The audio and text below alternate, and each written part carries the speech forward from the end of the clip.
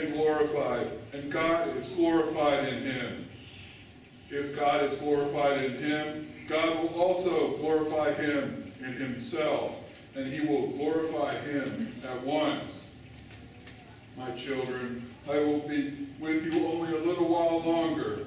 You will look for me, and as I told the Jewish authorities, where I go, you cannot come. So now I say this to you. I give you a new commandment.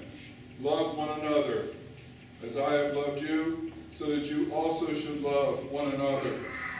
This is how all will know that you are my disciples, if you have love for one another. My sisters and brothers, the gospel of the Lord.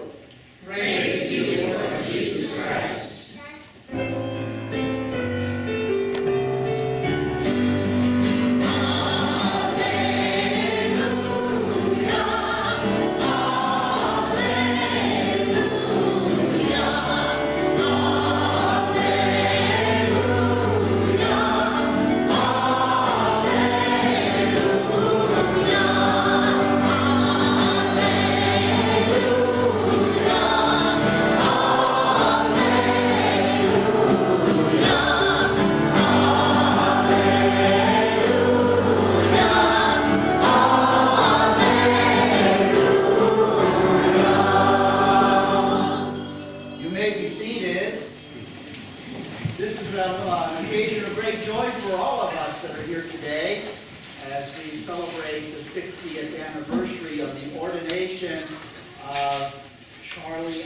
To the Catholic priesthood. He has been a priest as long as I have been alive. And that's literally true. I met Charlie in 1985. I learned about him and gave him a call, and we sat down together for lunch, and he introduced me to a group of priests called the Green Frogs.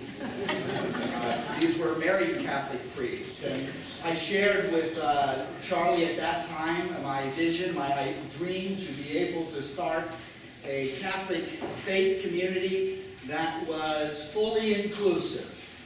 And then after meeting Charlie, I realized that he was practicing and celebrating an inclusive Catholic ministry for many years. So I want everyone here at St. Matthew's to give Charlie a warm welcome as he addresses us today.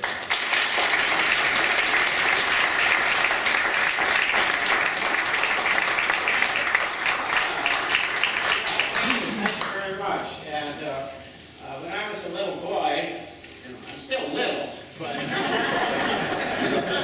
I was a little boy, my sister and I used to go to the Embassy Theater, Western Avenue in Los Angeles. Our parents were trying to get rid of us for a while.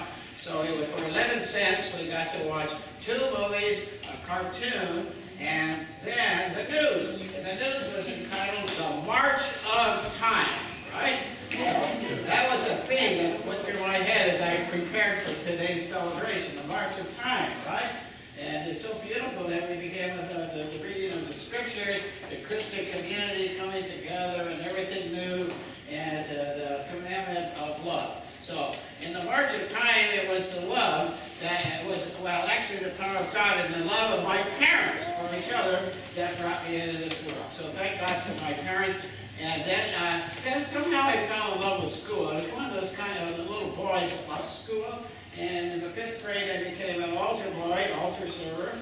And now they call them altar servers, rather than altar boys. So. And so I kind of fell in love with the altar, and I fell in love with the priest. And then in the 6th grade, I read a book called Men of Marino. It was about young Catholic boys that were inspired by the Marino missionaries. That's what I wanted to be in life. I was 12 years old, and I already knew what I wanted to be. I mean, nowadays, people are 20, 30, and 40. They don't know what they want to be. I wanted to be a priest, but my only problem was that all the priests I knew were great big tall fellows. They were great big like you. Come on, stand up. See how big and tall he is? So I couldn't get the image in my head of how can I be a priest if I wasn't tall. So, but in grade, there was we had a vocation day at our school. It was called St. Gregory's Grammar School.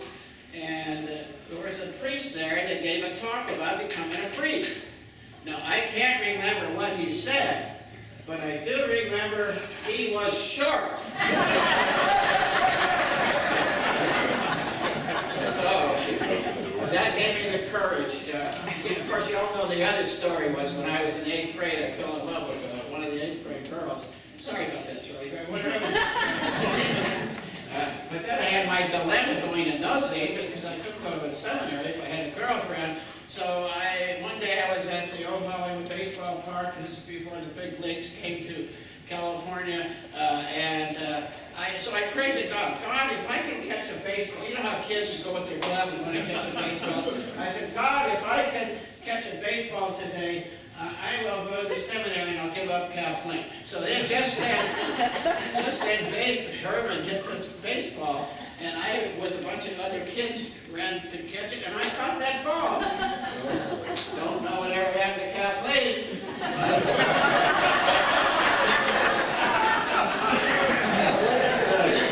I went into the seminary, priest doctor. I went into the seminary, but, and 12 years later, I really have to say I got a good education in the seminary in those days. I got to study the Taft-Hartley law. I remember that got me interested in social justice and rerum novarum and all the encyclicals. But anyway, 12 years later, I was ordained a Roman Catholic priest at St. Vivianus Cathedral in downtown Los Angeles with 15 others. By the way, I'm the only one in my class that's still living. I don't know. I caused enough trouble down on earth. I guess I don't want to. But anyway, but instead of my first assignment, instead of going to Africa or China where those Marino priests were, I was assigned to the uncivilized territory of Redondo Beach. I never had a hard job. I didn't realize how difficult it was to be a priest in those days, because my job was to keep all the unmarried people apart and all the married people together. Anyway, I was kind of in those days, was the beginning of the civil rights movement, and there was a housing tract in Torrance. I think my sister's here from Torrance. It was here's my sister, one of my sisters. The Don Wilson tract did not allow blacks into that tract. So we organized a group of people together with one of the rabbis and the local ministers, and we formed a fair housing group. And anyway, with that rabbi, I ended up in Washington, D.C. to hear Martin Luther King say 17 times, I have a dream. Boy, that was one of the highlights of my priesthood, with 250,000 other people. I have a dream that someday the sons of slaves and the sons of slave owners will sit down together at the banquet of brotherhood. And I have a dream that someday my 4 little children will be judged, not by the color of their skin, but by the content of their character. Anyway, I've had so many wonderful experiences as a priest, and in fact, I was so involved in so many things and trying to change that New Jerusalem you were talking about, that I got called into the chancery office and told by the cardinal that, well, you're invited to go anywhere in the world, but you're no longer welcome in the Archdiocese of Los Angeles. You're right. I was born and raised here, so I want to continue to serve. Okay, he said, we'll give you one more chance. You have to confine your activities to the parish. No more of this civil rights thing and no more of this social justice. Confine your activities to the parish. So I was assigned to Lompoc, California, to really get me out of the mainstream. I got a phone call 2 days later. Told her you're not going to Lompoc, you're going to Tustin, California. Tustin, never heard of it. But anyway, I went to Tustin, I confined my activities to the parish, and that's where I met the most wonderful person in my life. Has become my partner, my lover, my best friend, my companion, my pal, the wind beneath my wings. Certainly,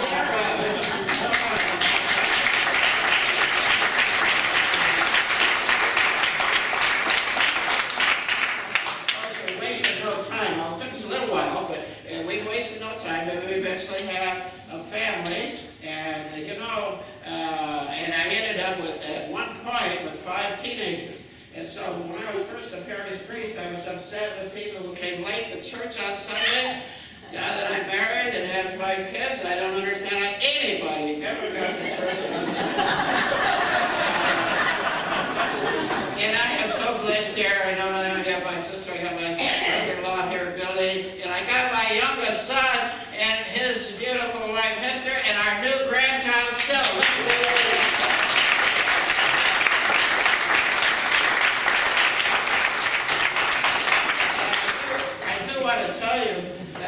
So many of you here, I've married some of you have been long-time parishioners, so many different ways I've been with you. So it's just wonderful to be here today to celebrate my anniversary. I know I got my married priest friends over here, up there. I remember Sal, when I asked Sal to come, he said, don't give, I'll come, but don't give, I hope they don't give you a microphone because you'll never stop. Actually, my homiletics teacher, Father Oscar Miller, he said the qualities of a good sermon, of a good homily, are 3 qualities, the 3 B's of a good sermon, of a good homily, are be bright, be brief, and be gone. Be bright, be brief, and be gone. So I should say here, all these wonderful people from Cerritos, Custom, Oculus Club, Democratic Club. All right, be careful what I say here. I got all these wonderful, wonderful people here today, and that together we have accomplished a lot. And, when I was first a Catholic, I'm going on, but when I was first a Catholic priest, people used to always ask me, especially they weren't Catholic, why don't Catholics eat meat on Friday? Why is the Mass always in Latin? Why is the Pope always Italian? And why does the priest get married? Well, when the price of fish went up, those Italian fishermen lost out, right? So they changed that, and the Mass is done beautifully in English, and they do it so well here at St. Matthew. St. Matthew. My youngest son is St. Matthew. Wow. He's kind of private. Okay. All right. Then when the Italian cardinals didn't have enough votes to elect another Italian several years ago, they just said, let's take a poll. So anyway,